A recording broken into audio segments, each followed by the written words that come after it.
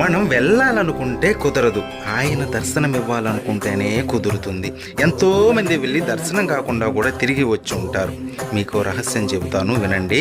ఆయన మనకి దర్శనం ఇవ్వాలనే సూచనలు మనకి పంపుతాడు. ఎలా అంటే నిద్రపోతున్నప్పుడు కలలో కనపడడం, తరచూ శ్రీవారి గురించి విషయాలు మన చెవిన పడడం, లేదా ఎవరైనా తిరుమలకు పిలవడం. ఈ విధమైన సంకేతాలు కనబడితే వెంటనే బయలుదేరండి కొండకి. కానీ ఒక్క విషయం, అక్కడ మనం దర్శించుకునేది మామూలు విగ్రహం కాదు, సకల జగత్తును నడిపే శక్తి స్వరూపం, బ్రహ్మాది దేవతలు దర్శించుకునే విరాట్ స్వరూపం అది. విగ్రహ రూపంలో కనిపించి భ్రమింపజేసే శ్రీవారి రూపం అది. చక్రవర్తులు, సామంతులు ఆయన దర్శనం కోసం బంగారు వాకిలి ముందు పడిగాపులు కాశారు. అటువంటి స్వామి దర్శనం పూర్వజన్మ సుకృతం. ఇలాంటి ఎన్నో వీడియోలు మన ఛానల్లో ఉన్నాయి. సబ్స్క్రైబ్ చేసుకుని వాటన్నిటినీ వినండి. శ్రీవారి దర్శనం మీరు ఎన్నిసార్లు చేసుకున్నారో కామెంట్ చేయండి. ఓం నమో వెంకటేశ్.